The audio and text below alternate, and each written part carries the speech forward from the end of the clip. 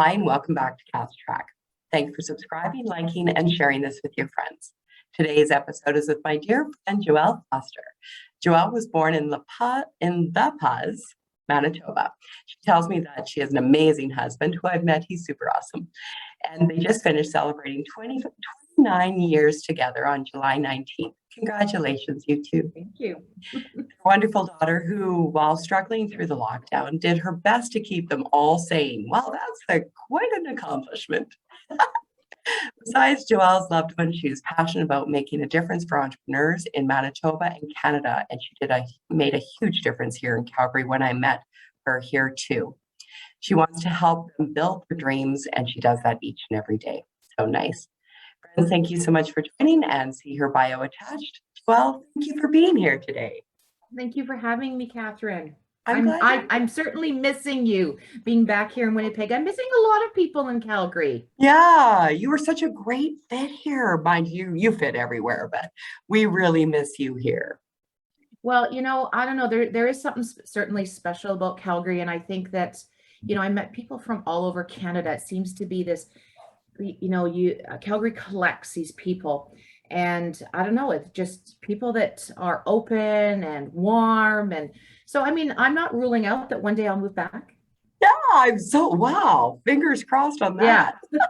Or, if I needs to be a bit warmer, I might just go to the, skip over a little bit, but then I can drive. I get that. I get that too. Mind you, that's what planes are for. Yes, when we can safely go on them again.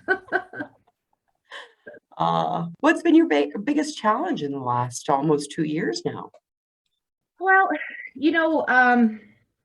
coming back and take on a role of CEO of an organization, 1 week after I took the role, the pandemic hit, everything shut down. So it was certainly challenging getting to know my team and building them, at the beginning of a pandemic. But, we pivoted and we took everything online. So, I try and find the good in everything.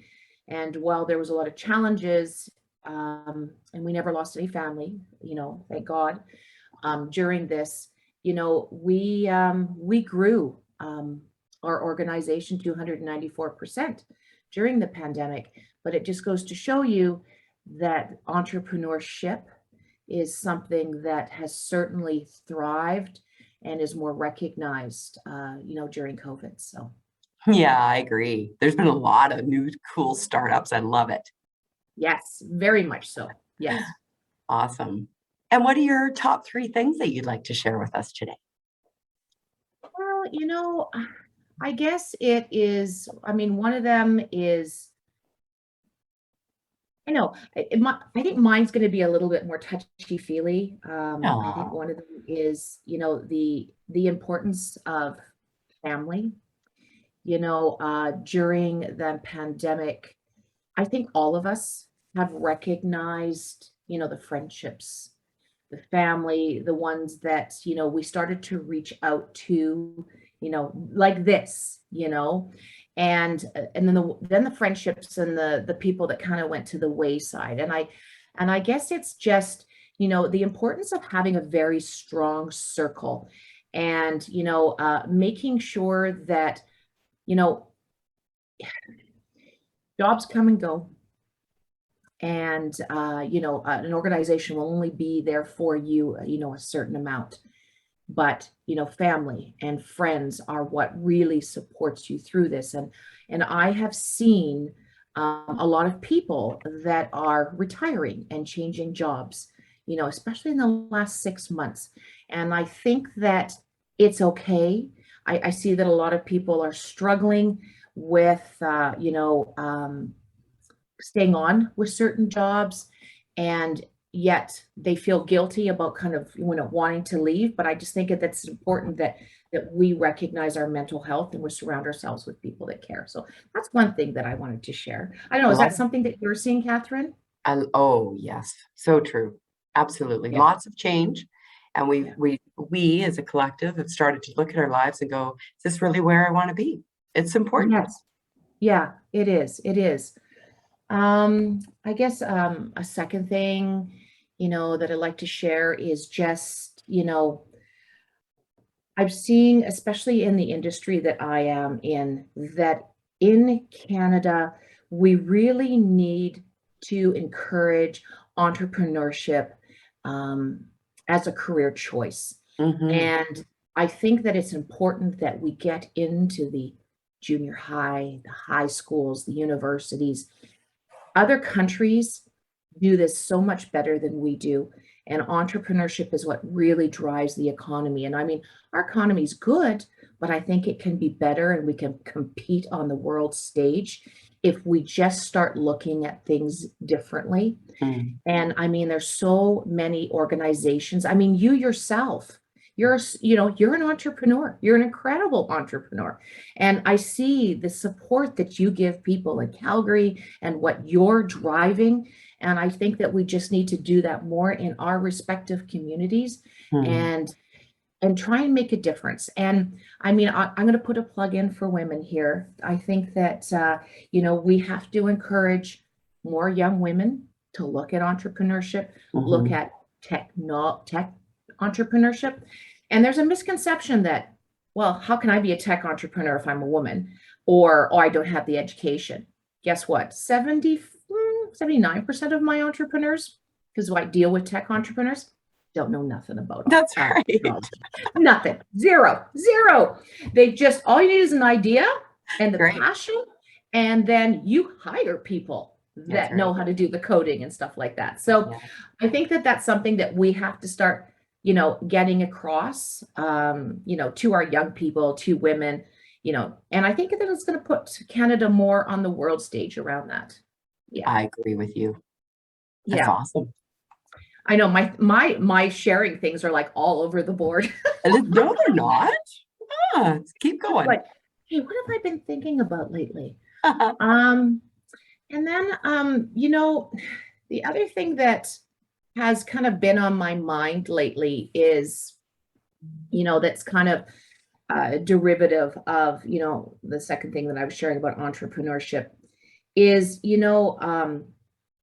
investment in venture capital and angel investment in Canada. And we created an angel network here in Manitoba. There was this massive void in the market. And then we got wind of this incredible organization in Vancouver called the Women's Equity Lab.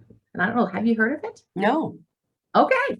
Well, I think they need to go into Alberta. And it's a group of women that came together to start and manage a fund. And it's encouraging other women to be investors. So it's a maximum of $5,000. So kind of get your feet wet. And women come together and they learn how to invest in startups. They learn what it's like to be an angel investor. And then you invest in it. It doesn't have to necessarily be a female business. It can be a male or a female business. I think in one of the groups in Vancouver, I think Okanagan, I think they just invest in female, but we're starting that in Manitoba. So we're going to, kind of go right to the edges, of the whole province and start to talk to women about investment in Awesome. startups, in technology. So we have a gap here in Canada. We have angel investors and VCs, but we're not investing enough into our startups. And one of my startups is actually from Alberta. They're going to be moving down to the States. And I am devastated that they couldn't raise the capital here in Canada because they couldn't get their head around the model, or they also wanted them to have more revenue. And the American VCs and angel investors take more risk than we do, and as such have attracted them down to the US. Brutal. And we've got to stop this, Catherine. We've got to invest in our own companies here, and we have to take more risks. So that's one of the things that I'm extremely passionate about. And then also changing some of the regulations with the securities, like Manitoba Securities Commission, about, expanding the regulations around who can be accredited and non-accredited investors. So, I mean, that's a bigger conversation, but something that I'm extremely passionate about. That's awesome. Well, Yeah. let me know how I can help or promote in any way. Oh, I will. Don't worry. Of course. Thanks, Joelle. Well, you're an incredible woman. And, maybe we'll get you investing at some point, Yeah, I love it. I'm in. I mean, hey, one of the companies that you invest in sells for, like, look, Skip the Dishes sold for 200 million. Can Right? you imagine if you were an investor in that? I hear you. Yes. Agreed. Yes. So, yeah. Thanks, So it's Joelle. women helping women. Yeah, I love that. You know it. Yeah. Good. And what about on the horizon? What's a good news story?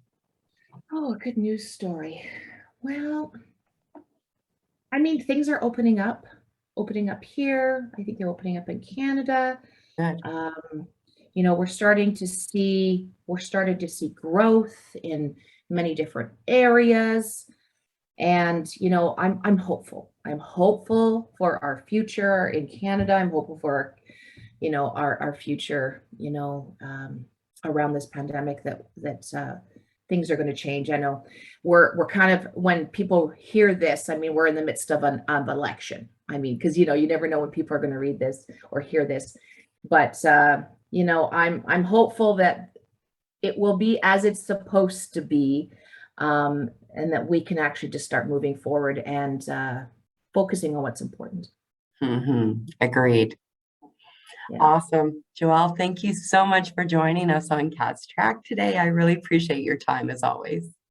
Thank you for having me, and everybody out there, be safe and hug your loved ones.